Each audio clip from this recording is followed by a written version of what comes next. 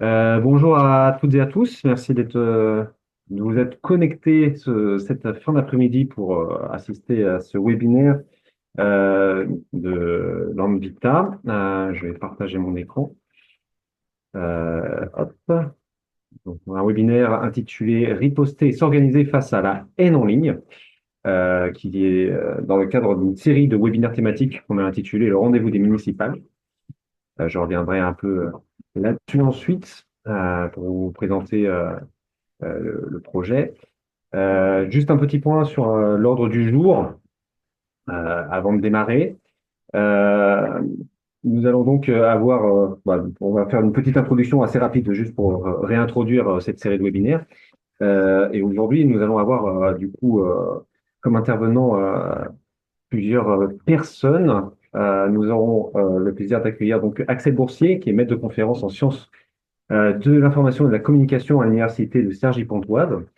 Nous aurions également Thomas Renaud, chargé de projet et de communication à Vox Public, Vox Public qui est en nombre dans la visio aujourd'hui et qui surtout coordonne une boucle interassociative rassemblant plusieurs dizaines d'organisations autour de la lutte contre les violences en ligne qui s'intitule Big Tech et Discrimination, qui nous présentera ce travail-là. Et nous aurons aussi Laure Salmona, co-directrice de l'association féministe contre le cyberharcèlement.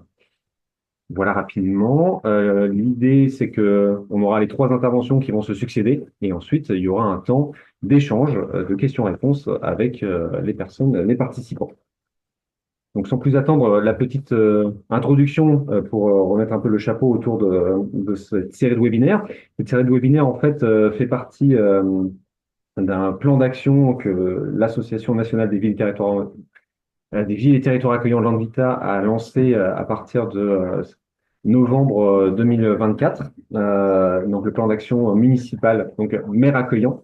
L'idée, c'est d'avoir un ensemble de 5 axes pour essayer de travailler cette question de à la fois l'accueil, du coup, promouvoir une société, une France accueillante qui est un peu le cœur de la démarche de plaidoyer de l'Anvita, mais en même temps, dans un contexte actuel où on sent qu'il y a une montée en puissance des extrêmes droites partout en Europe, dans le monde et en particulier en France.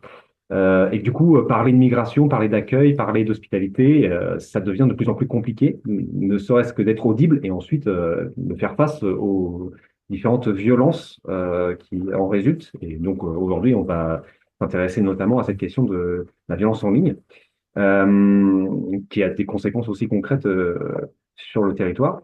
Donc, pour répondre à ces enjeux-là, à la fois continuer à parler d'accueil, à la fois lutter contre les discours de haine et de violence, on a lancé ce plan d'action en 5 axes. Donc, une série de webinaires thématiques qui traitent de la question de la lutte contre les idées d'extrême droite, donc comme aujourd'hui par exemple avec ce webinaire. Une formation, un module de formation qu'on a appelé Accompagnement à la lutte contre les extrêmes droites, à l'aide, qu'on a co-créé avec Vox Public, qui est à destination des collectivités territoriales et des porteurs de projets d'hospitalité. On a un troisième axe autour d'un manuel pour un mandat accueillant qu'on est en train de développer et qui va bientôt faire l'objet d'une diffusion à partir de notre assemblée générale. On y reviendra.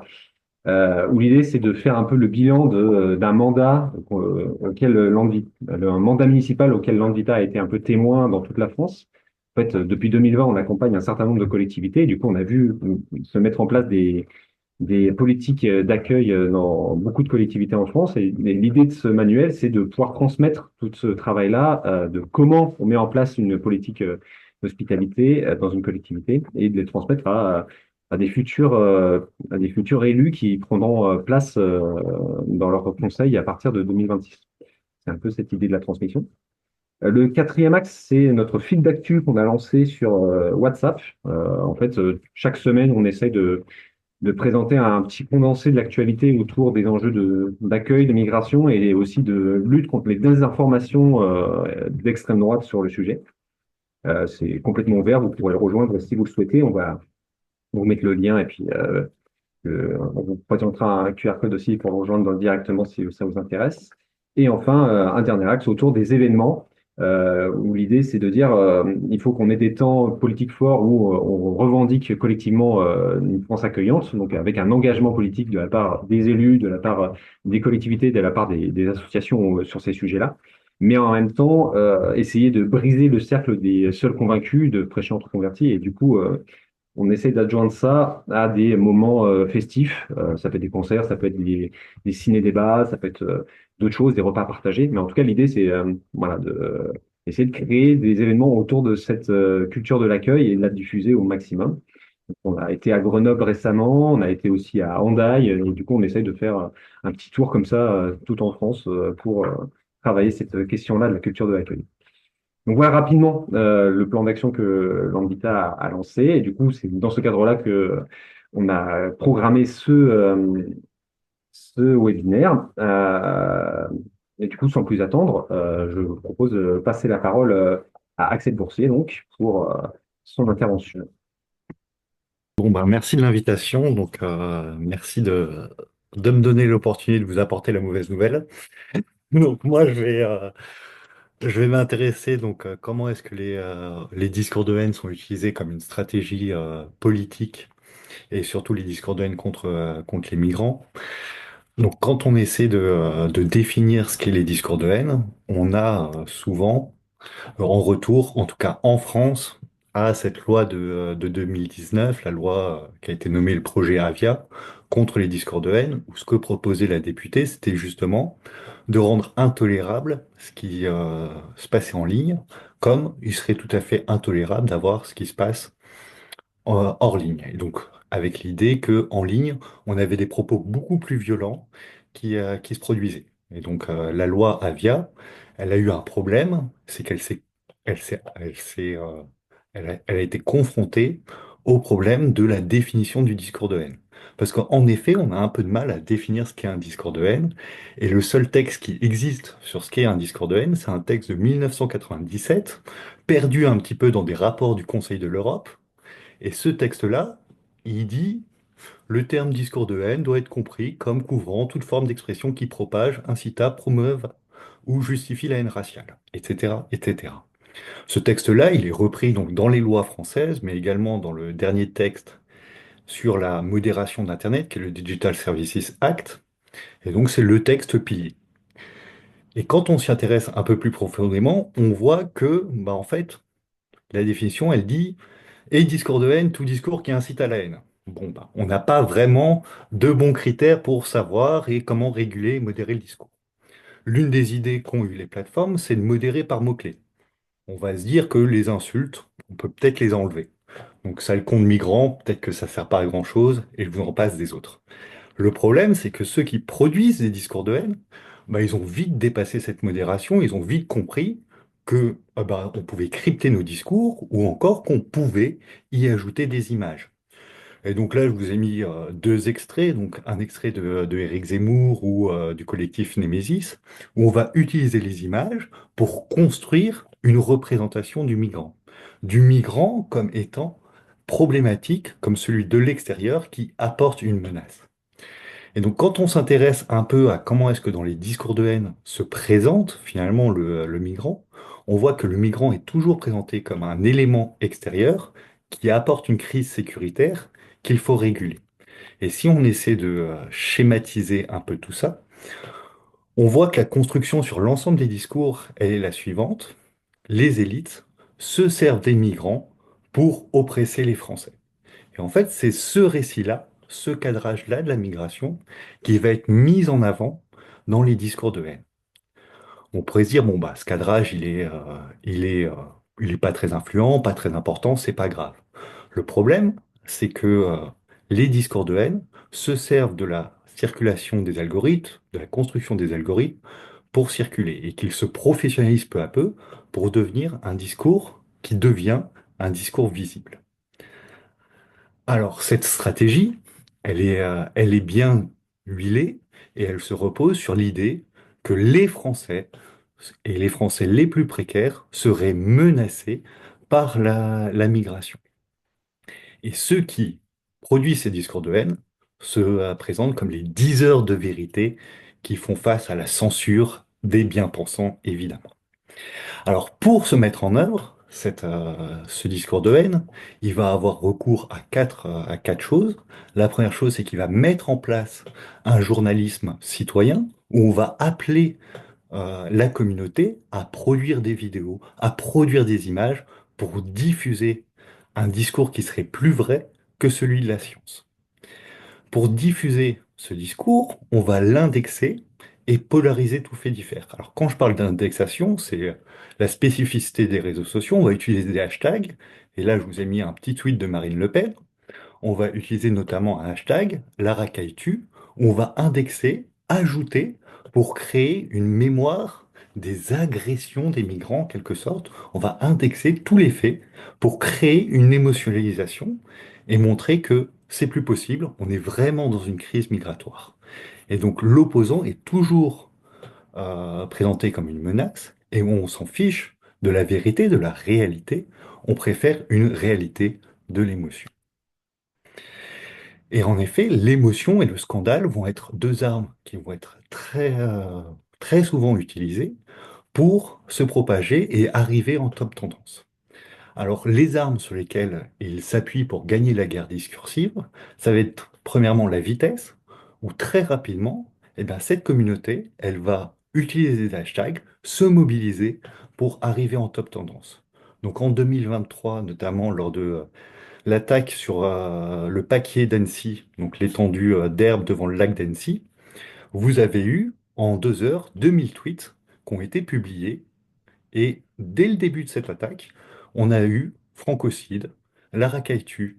Et donc ces cadrages sont devenus tellement importants et ont tellement généré une mobilisation de la communauté que même les médias ont été obligés de prendre en compte cet aspect, ce cadrage de la réalité, pour le questionner. Et donc le point de vue extrême sur la migration est un danger sécuritaire, est devenu un point de vue qui était acceptable sur la migration et qu'on pouvait questionner. Et donc une rapidité, un cadrage qui fait qu'on agit très rapidement.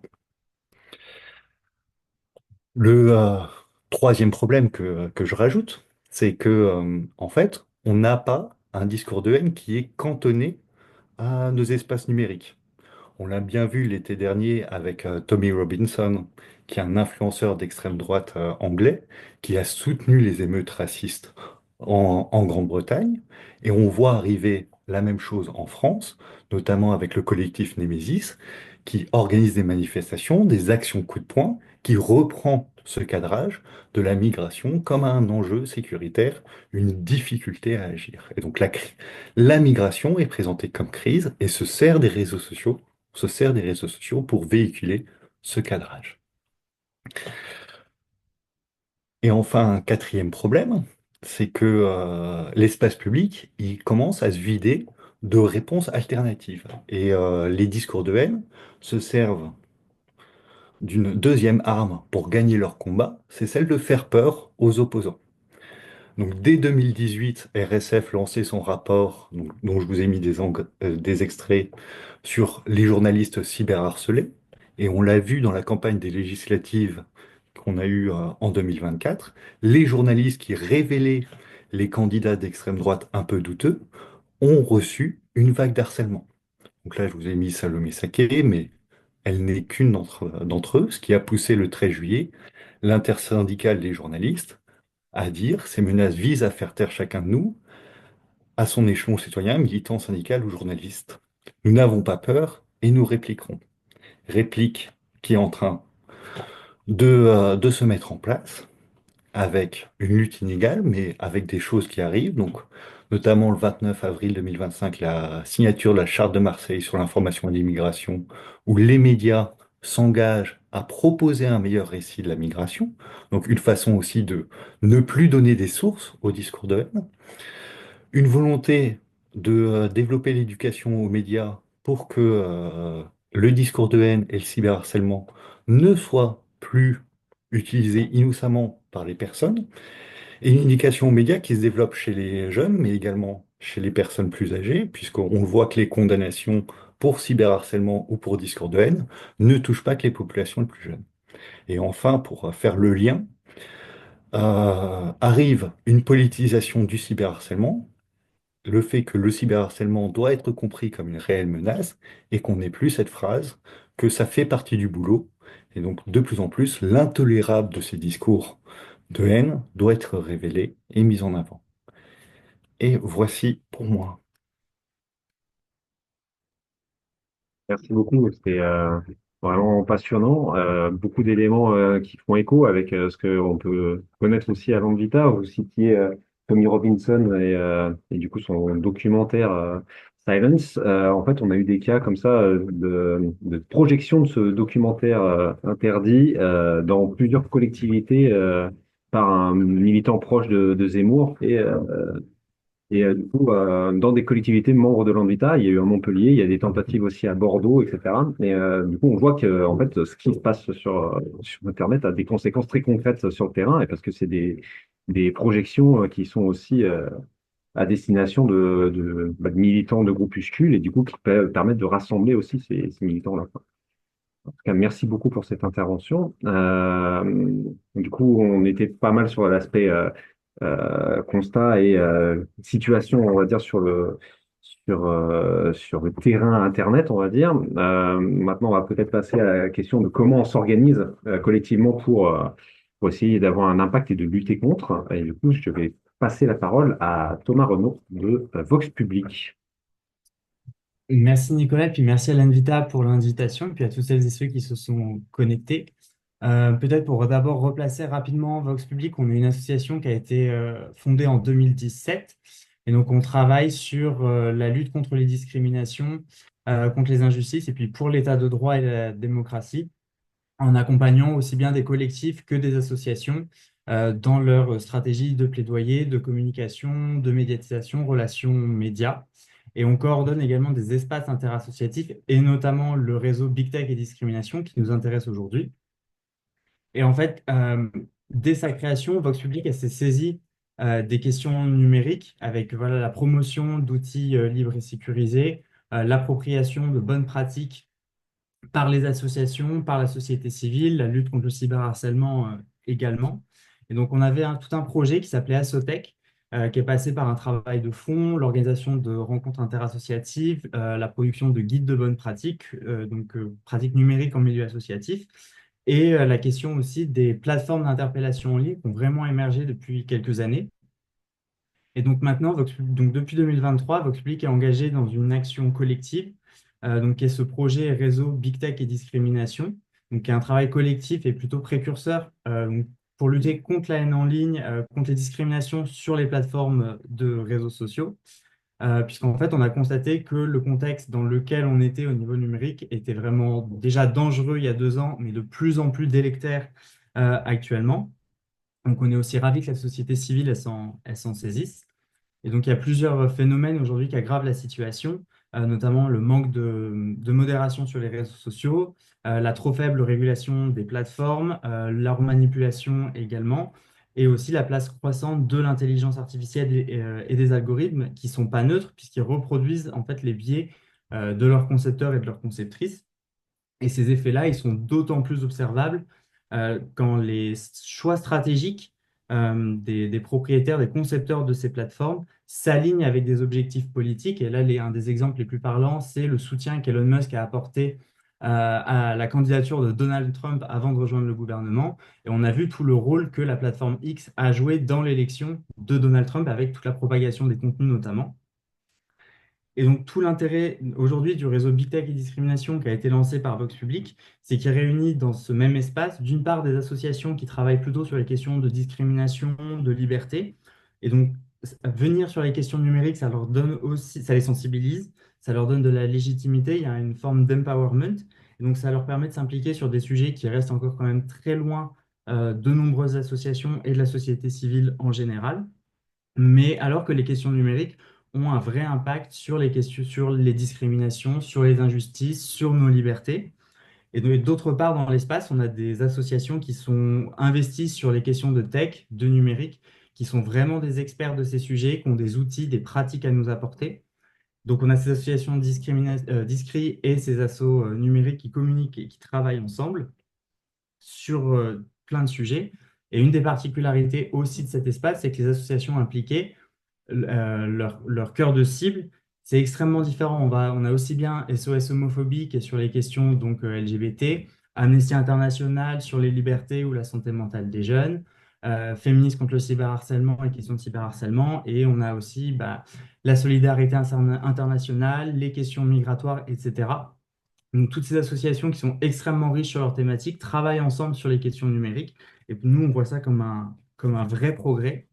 Et donc, il y a ce processus de sensibilisation, de formation mutuelle au sein de l'espace de travail collectif. Et ces associations travaillent ensemble aussi bien sur du plaidoyer que du contentieux, donc sensibilisation, formation, expertise, etc. Et donc là, le réseau Big Tech et Discrimination, il a vraiment pris un bel élan en 2024 pour travailler toutes et tous ensemble. Donc les liens entre organisations déjà sont renforcés et renforcer les liens entre ces associations numériques et ces associations de discrimination qui ne parlaient pas vraiment ensemble de base, pour nous c'est quand même une vraie avancée pour la forme, voilà, pour tout le monde. Et donc les associations ensemble dans cet espace, elles ont engagé trois chantiers principaux. Le premier, c'est la création d'une bibliothèque de ressources spécifiquement orientée sur la haine en ligne, les violences en ligne, les discriminations en ligne dans laquelle il y aura, donc, lorsqu'elle sera publiée, là on est en train de compiler toutes les ressources, avec l'or notamment qui est ici.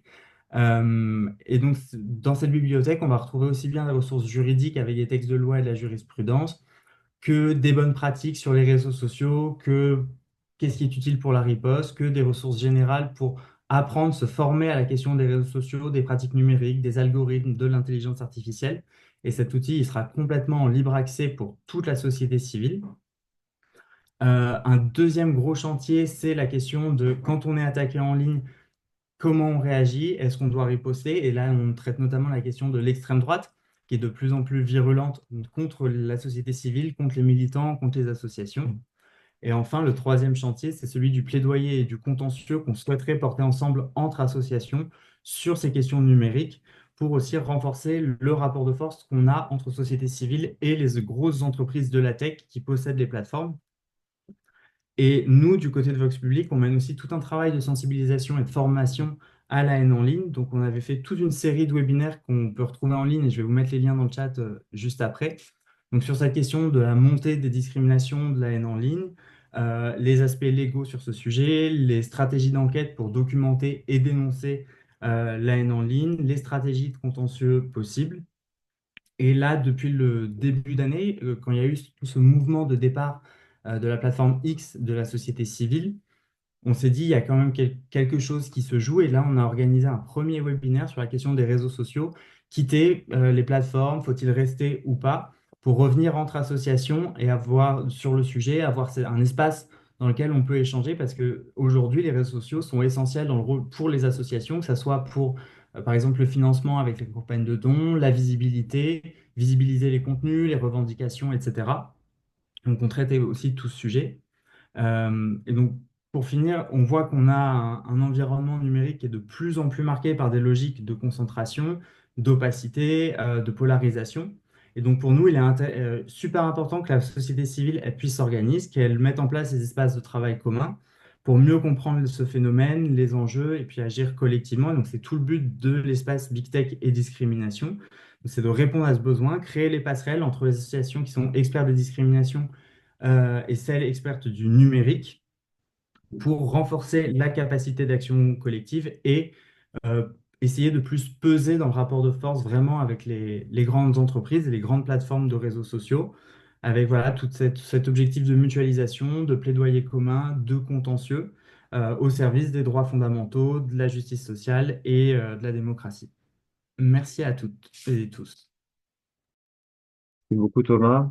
Euh, très, très enthousiasmant, en fait, de se dire qu'il y a des ripostes qui s'organisent et qui se montent, avec autant de collectifs, en tout cas, qui se dégagent de ça. Donc, ça donne des opportunités de lutte assez intéressantes. Et du coup, pour finir ce tour de table et d'horizon, on voulait justement avoir aussi un regard, on va dire, historique, expert sur ces questions-là, comme tu le disais, Thomas, sur le croisement entre les organisations qui luttent contre les discriminations et les organisations qui sont spécialisées aussi sur la question du numérique. Du coup, c'est là que Féministes contre le cyberharcèlement a paru assez logique comme choix d'intervenante, du coup, puisqu'il s'agit de Laure Salmona, à qui je laisse la parole. Bonjour, merci beaucoup pour l'invitation.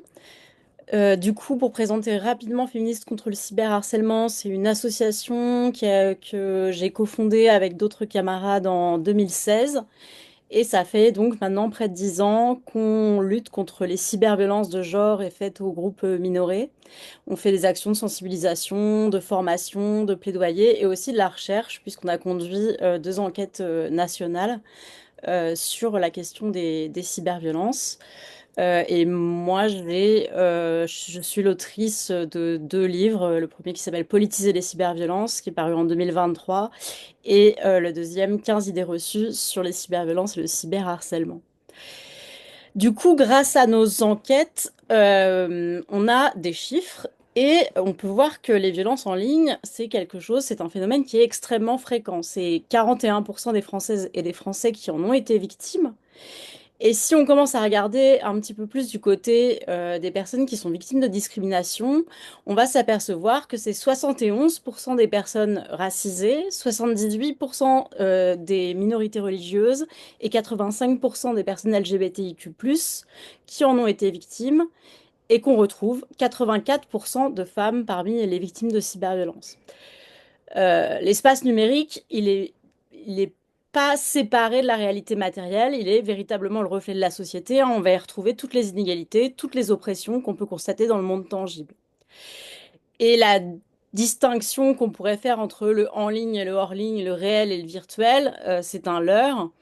On voit bien aujourd'hui que tout ça est totalement entrelacé et les attaques qu'on va subir en ligne, en fait, elles vont avoir des conséquences dans notre vie matérielle. D'ailleurs, elles ont des conséquences concrètes pour 72% des victimes qui vont vivre des violences aussi dans le monde tangible à la suite des cyberviolences. Ce qu'il faut noter également, c'est que les personnes qui développent les technologies numériques, qui développent les plateformes, sont souvent des hommes, hein, dans 80 à 90% des cas, et des hommes qui sont plutôt privilégiés, et qui vont donc créer des espaces qui sont ni inclusifs, ni adaptés, ni pensés par des utilisations pour des internautes qui vont être plus vulnérables. Au départ, l'idée d'Internet, c'était quand même de pouvoir d'être un espace de débat qui donnerait la parole à tous et toutes, où on n'aurait pas forcément à passer par le filtre des médias traditionnels pour pouvoir s'exprimer. Bon, cette utopie, on en est un peu revenu, puisqu'aujourd'hui, au lieu de créer les conditions de possibilité d'un débat public constructif, c'est véritablement devenu un lieu très hostile, en particulier pour les femmes et pour les groupes minorés. Euh, mais ça a quand même permis à certaines personnes, à certains groupes, de diffuser leurs propos auprès d'une large audience. Ça a pu médiatiser des combats, des luttes, faire connaître des violences et les discriminations subies par toute une frange de la population. On voit bien qu'il y a eu beaucoup de mobilisations. Enfin, on peut penser à des mobilisations comme MeToo, comme Black Lives Matter. Et ça, c'est quand même Internet qui l'a permis. Mais il y a une forme de revers de la médaille, c'est que finalement, les cyberviolences, elles vont être utilisées comme des armes par certains groupes et par les agresseurs pour pousser les personnes qui prennent la parole, les personnes les plus discriminées, à l'autocensure et pour leur faire mesurer véritablement le coût de leur rébellion. euh, et contre contre un ordre établi, et le fait de dénoncer certains rapports de domination. Donc elle vise véritablement, il y a ce projet politique de silenciation de certaines franges de la population derrière la cyberviolence. Et l'idée, c'est vraiment de faire taire les personnes qui prennent la parole depuis une position subalterne, de les pousser à l'autocensure. 76% des femmes victimes de cyberviolence ont d'ailleurs disent avoir adapté leur comportement et s'autocensurer en ligne. Ça, c'est une étude d'Amnesty International. Près de 9 femmes sur 10 restreignent leur activité en ligne. Parce que parler depuis la marge, ça déclenche invariablement des raids de cyberharcèlement, des cyberviolences. On est victime de diffusion non consentie de contenu intime, de doxing, de diffusion non consentie de données sensibles. Et les femmes et les minorités, bien sûr, on l'a vu, sont visées de façon disproportionnée par ces violences. L'idée, c'est d'imposer, avec ces armes-là, les armes que sont les cyberviolences, un projet de société profondément inégalitaire et de perpétuer des rapports de pouvoir inégaux. Alors, souvent, ce qui justifie pour les créateurs des plateformes numériques et des réseaux sociaux l'absence de modération, une mauvaise modération, c'est l'attachement à la liberté d'expression. On a de plus en plus l'impression que cette liberté d'expression, elle devient soit une liberté d'expression des dominants, soit une liberté d'oppression. Puisqu'elle justifie le fait de laisser en ligne des discours de haine, sexistes, racistes, des appels au viol, au meurtre, etc.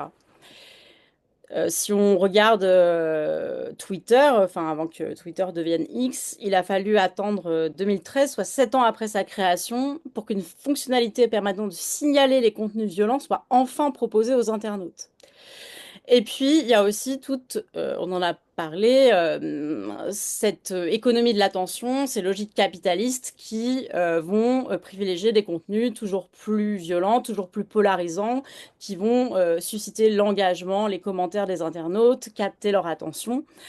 Euh, et et c'est et c'est et le fonctionnement de ces algorithmes a été bien documenté par de nombreuses recherches. Il a parfois même encouragé la commission de massacres et de crimes de haine, comme le montrent plusieurs rapports d'Amnesty International sur les massacres des Rohingyas en Birmanie et les Tigrènes en Éthiopie. Euh, la modération, elle est vraiment totalement inadaptée, totalement inopérante. Alors, il y a des logiques économiques, hein, puisque finalement, laisser des contenus haineux, ça va rapporter de l'argent aux plateformes. Il y a aussi des problématiques qui sont liées aux outils qui sont utilisés, hein, tout ce qui est euh, euh, intelligence artificielle pour modérer, ça fonctionne modérément bien.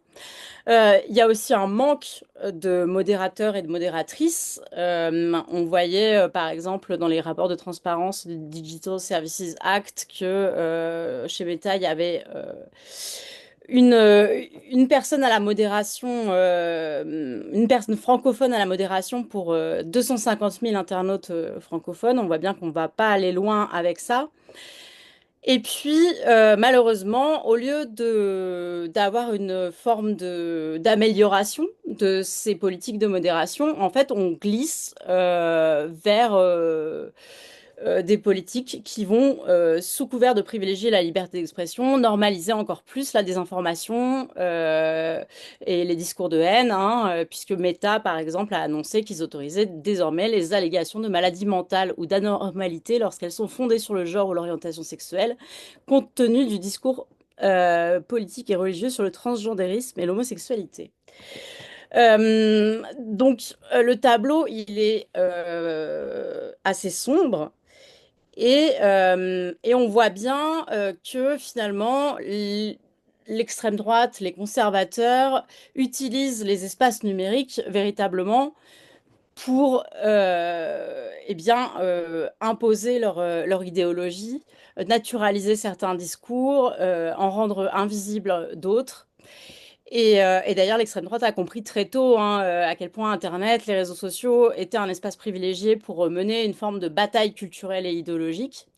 Cet activisme, il a même un nom, hein, le gramscisme technologique.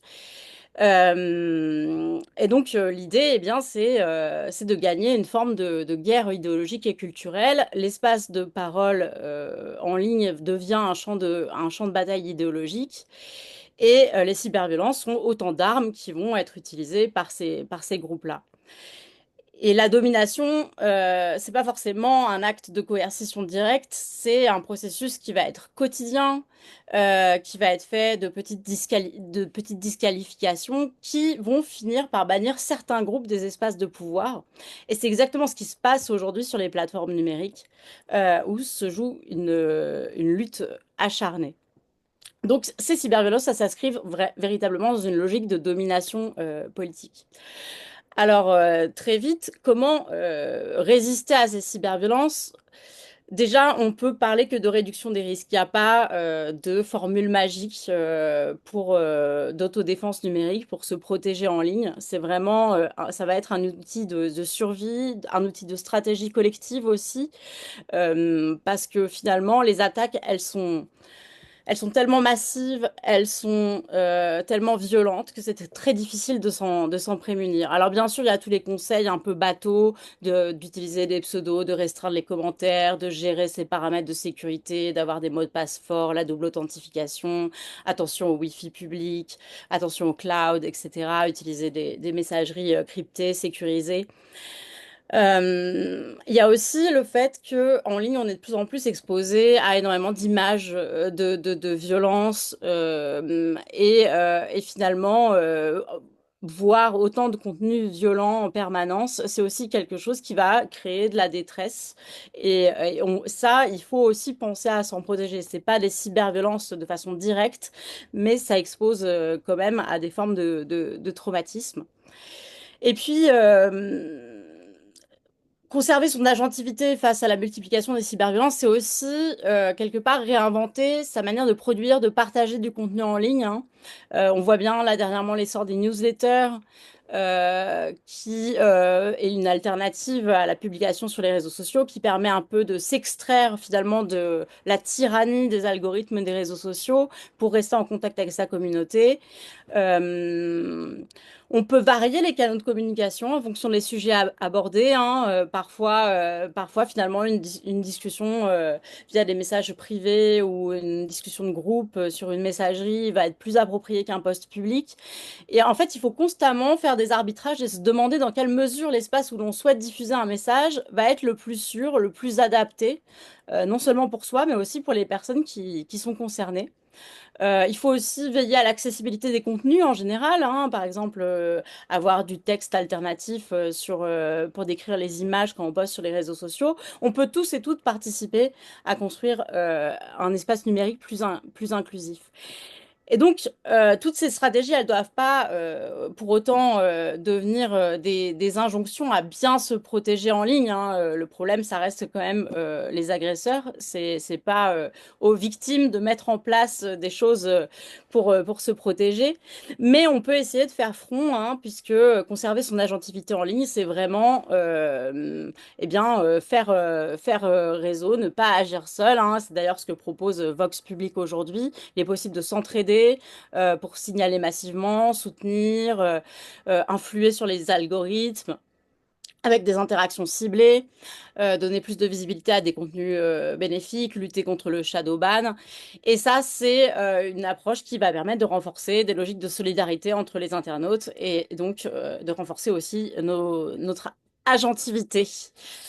Euh, et L'idée, c'est en fait de continuer coûte que coûte à occuper cet espace numérique parce qu'on voit bien que c'est très important, que c'est là où se joue cette bataille des idées.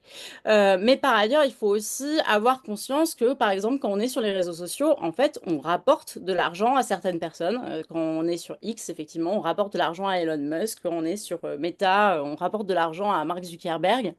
Et donc, c'est toujours une balance bénéfice-risque entre ce que nous apportent comme caisse de résonance les réseaux sociaux ou en termes d'organisation, de communication, et et finalement ce qu'on est prêt à supporter en termes de cyberviolence ou en termes tout simplement de soutien financier qu'on va apporter malgré nous, bien malgré nous,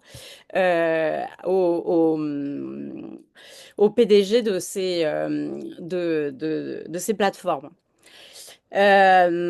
Voilà. Euh, et donc, oui, riposter, c'est vraiment penser la solidarité comme une stratégie. C'est de faire de nos présences en ligne, même si elles sont fragiles, un acte politique et construire ensemble les conditions d'un numérique plus juste et plus sûr pour tout le monde. Merci. Merci beaucoup pour tous ces éléments, à la fois de constat et à la fois aussi de formes alternatives d'utilisation des réseaux sociaux et d'Internet en général. Je pense que on a chacun et chacune a appris énormément de choses sur les différents conseils que vous avez pu présenter. À présent, je vais ouvrir la parole à toutes et tous pour une session de questions-réponses. Donc, si vous avez des questions, n'hésitez pas à les poser. Ma question, c'était quand on est victime d'une vague de cyberharcèlement ou de cyberviolence, est-ce que c'est mieux d'y répondre ou simplement d'ignorer et de disparaître un peu des réseaux sociaux? Je ne sais pas si vous avez la réponse ou si même il y a une réponse et c'est peut-être très dépendant du contexte, mais voilà. Déjà, loin de moi, l'idée de faire des injonctions. Donc, ça dépend effectivement vraiment du contexte. Aussi c'est toujours en fait un équilibre, une balance entre les bénéfices et les risques que ça apporte. On sait bien enfin, on dit souvent don't feed the troll et que commencer à répondre, ça peut être une manière et bien d'alimenter en fait la violence. Parfois, face à de la diffamation ou quand on est aussi, par exemple, une structure et qu'il faut répondre, faire un communiqué, etc., peut-être en fait, il faut répondre pour des raisons de communication de crise. Donc en fait, ça dépend vraiment de la situation. Il n'y a pas de bonne réponse. Et je dirais, ça dépend aussi un peu de l'intuition, du soutien qu'on peut recevoir aussi à ce moment-là. Et voilà, et on voit dans les études, en tout cas, que répondre ou pas répondre, souvent ne change rien à la violence. C'est-à-dire que quoi qu'il arrive, qu'on réponde ou qu'on ne réponde pas, la violence, elle continue, malheureusement. Si je peux compléter, quand on prend du cyberharcèlement, ça dépend peut-être aussi d'où on se situe. Par exemple, si on est une personne individuelle ou si on est ciblé en tant qu'une organisation. Donc, par exemple, contre nous, si c'était nous, le compte Instagram de Vox Public ou notre compte Blue Sky, etc. Parce que derrière les comptes, en fait, c'est aussi des personnes. Et nous, on a fait une petite enquête avec plusieurs associations, dont l'Anvita et Féministes contre le cyberharcèlement, auprès d'organisations. Et en fait, on a observé que la très grande majorité des associations, des ONG, ne sont pas dotées de pratiques numériques en cas d'attaque, en cas de cyberharcèlement, en cas de cyberviolence. Et que du coup, il y a un vrai manque à ce niveau-là. C'est qu'il y a aussi le besoin auquel nous, on veut essayer de répondre avec le réseau Big Tech et discrimination. Mais que du coup, il y a vraiment, les associations, je pense, doivent vraiment faire un travail là-dessus pour aussi bien se protéger elles-mêmes que protéger leurs salariés, leurs bénévoles, leurs bénéficiaires en ligne, parce que derrière les comptes de réseaux sociaux, c'est aussi toujours des personnes. Et il y a certaines associations qui nous ont dit, bah voilà, je suis chargé de communication, je gère les réseaux sociaux, mais je ne bénéficie d'aucune charte, aucun accompagnement même au sein de ma structure, alors que potentiellement, on peut prendre énormément de haine en ligne, pas dirigé contre soi-même, mais reste exposé à des contenus extrêmement problématiques, dangereux, choquants.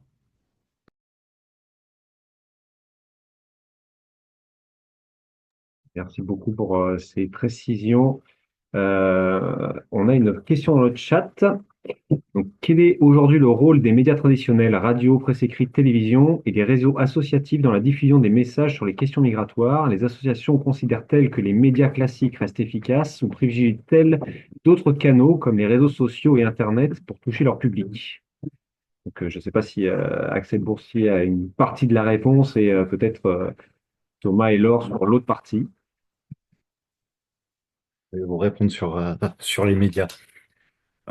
Sur les médias, ce qu'on observe assez fortement, c'est quand même que le cadrage de la migration comme crise et comme arrivée, uniquement là-dessus, et qu'on a une difficulté à avoir un récit assez varié de la migration. Et même quand on fait des efforts, les vieux réflexes arrivent rapidement.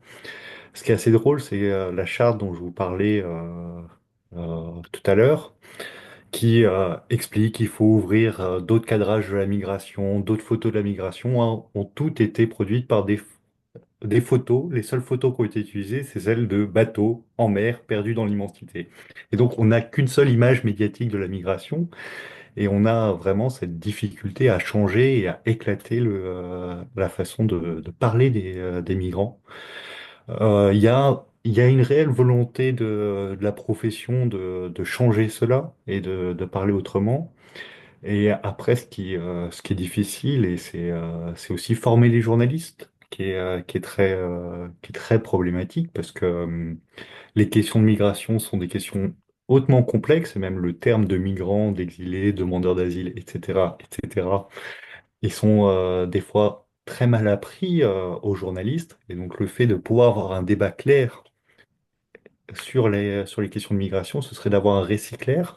Mais pour cela, ça passe par de la formation. Et c'est pour ça que cette charge va, à mon avis, dans le bon sens, puisqu'elle rappelle ce besoin de former les journalistes aux questions de migration et qu'elles sont pas évidentes, pas si faciles que ça à traiter.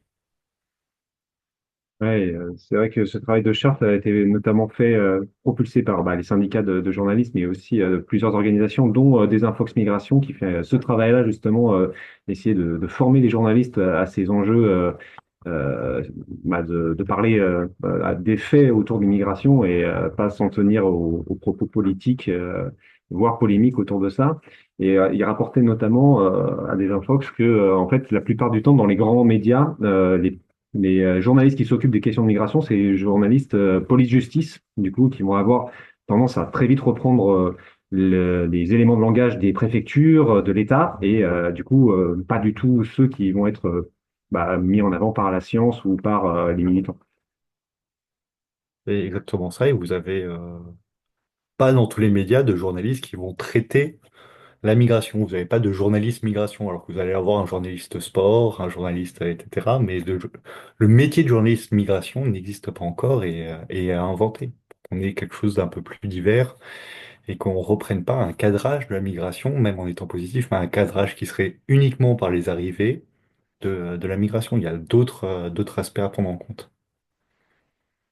Et cette question aussi de l'image que vous souleviez qui était assez intéressante aussi, on peut faire parallèle avec les images utilisées pour parler par exemple des canicules où pendant longtemps on montrait des images de plage et de gens qui mangeaient des glaces et en fait ça a changé et maintenant on montre plutôt des images de désert ou de trucs comme ça. Donc on voit que ça peut bouger quand même de ce point de vue-là. Et ça a changé grâce à une charte, la charte de l'écologie, qui a été l'un des leitmotifs pour lancer cette charge sur la migration. C'est qu'il y a 3 ans, une charte sur le traitement des questions climatiques a été lancée. Donc s'inspirer de cette initiative-là pour, on l'espère, dans 3 ans, qu'on ait aussi un nouveau récit sur ces questions-là.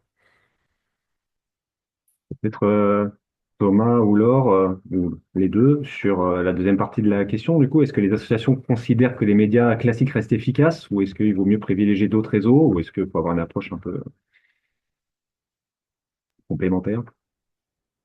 Ouais, bah, je veux bien essayer une ébauche de réponse. Parce que du coup, à Vox Public, moi je suis aussi chargé de communication et relations presse, donc diffuser les messages, ça fait partie du travail quotidien. Et le choix qu'on va faire d'un vecteur, d'un canal, il va vraiment dépendre à la fois de notre objectif, qu'est-ce qu'on veut atteindre, et de la cible qui on veut atteindre. Par exemple, si on veut vraiment diffuser de l'information, recevoir du soutien, etc., là, on va être plutôt sur du grand public, donc les réseaux sociaux vont être très pertinents. Et c'est vrai qu'on a aussi, il faut le dire, assez du mal, enfin, sur la thématique migration en tout cas, on a du mal à avoir accès aux médias de type télé, radio, etc. En tout cas, pour nous, les associations, c'est de plus en plus compliqué. Mais par contre, si on est plutôt dans une perspective, on va dire, de plaidoyer, de faire des points de vigilance dans la presse, etc., voilà, là, on va plutôt passer par les médias traditionnels qui parle aussi au plus grand nombre, parce que tout le monde n'est pas sur les réseaux sociaux. Donc on est entre médias traditionnels et réseaux sociaux, on n'est vraiment pas forcément sur les mêmes publics, sur les mêmes objectifs. Et pour nous, les médias dits traditionnels restent vraiment pertinents. Et ce qu'on veut essayer de faire, nous, prochainement à Vox Public, c'est aussi d'investir plus fortement la PQR, la presse quotidienne régionale, parce qu'en fait, c'est dans les territoires, entre guillemets, que, on aimerait que les questions de migration soient aussi les mieux traitées, parce qu'en soi, à Paris, c'est là qu'il y a beaucoup de journalistes, de presse nationale, etc. Mais on aimerait que tout le territoire aussi bénéficie du même traitement plus positif de la question. Et donc voilà, on veut engager aussi tout un travail de formation des journalistes qui a déjà été fait. Et à ce titre-là aussi, je peux que recommander le fil d'information de l'Anvita que tu mentionnais tout à l'heure, Nicolas, et tout le travail de l'association Désinfox Migration, qui fait vraiment ce décryptage désintox sur les questions migratoires pour vraiment restaurer les faits à partir de la recherche scientifique notamment.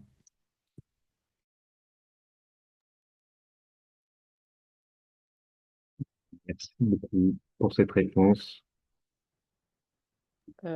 J'ajouterais juste très vite qu'aujourd'hui, en revanche, en fait, si une association veut toucher, atteindre un public jeune, en fait, elle peut pas tellement faire l'économie d'être sur les réseaux sociaux puisque les moins de 25 ans, en tout cas, vont vraiment s'informer à cet endroit-là sur les réseaux sociaux et très peu sur les médias traditionnels.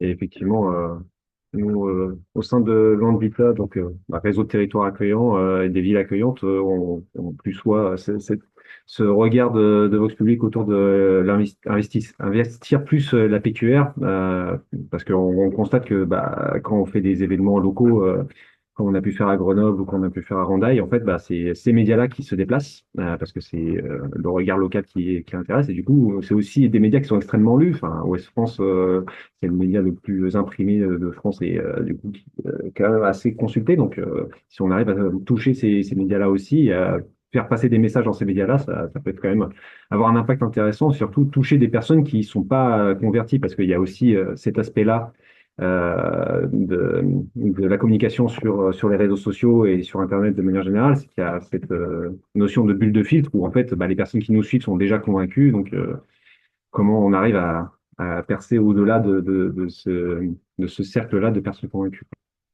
En attendant la prochaine question, moi je veux bien juste rajouter un petit truc aussi, c'est que dans nos stratégies de communication, nous, associations, quand on choisit de communiquer sur les réseaux sociaux et notamment sur cette thématique migration qui est aujourd'hui en France une des thématiques sur lesquelles c'est le plus dur de communiquer, de parler, parce qu'elle crispe énormément et à tort.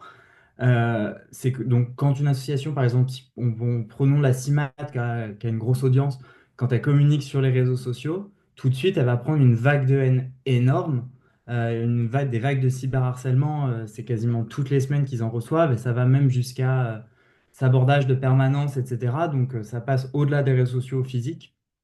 Alors que, donc, il y a aussi ce danger-là à prendre en compte en tant qu'association quand on veut communiquer sur les migrations et c'est malheureux. Alors que quand on passe par les médias traditionnels, il y a tout de suite un écran, un filtre entre nous et les auditeurs, les auditrices, les personnes qui vont recevoir notre message, qui peuvent pas en fait nous atteindre directement. Plus malheureux encore, j'étais donc la semaine dernière à la conférence de clôture de la chaire migration de François Héran, qui expliquait également que ses collègues et lui aussi ont parfois peur de travailler sur les questions de migration et de faire de la recherche sur la migration, parce que la pression devient si forte que continuer à faire de la recherche sur la migration, c'est pas anodin. Travailler sur les discours de haine, etc., c'est pas non plus anodin. On a toujours, enfin, je le disais avant que les gens rentrent, toujours peur de diffuser les discours parce qu'on a peur de choper une vague de cyberharcèlement en face. Mais donc, c'est aussi pour ça qu'il faut, comme disait Laure Salmona tout à l'heure, faire solidarité entre nous parce que c'est la seule façon de résister à la meute, parce que le grand danger, c'est d'être seul face à la meute. Tout à fait, toujours dans cette tension justement entre exposition, surexposition du coup au danger et en même temps, euh, si on se retire, se retrouver dans un contexte de silenciation et d'auto-censure sur ces sujets-là. En tout cas, merci à vous trois pour vos interventions.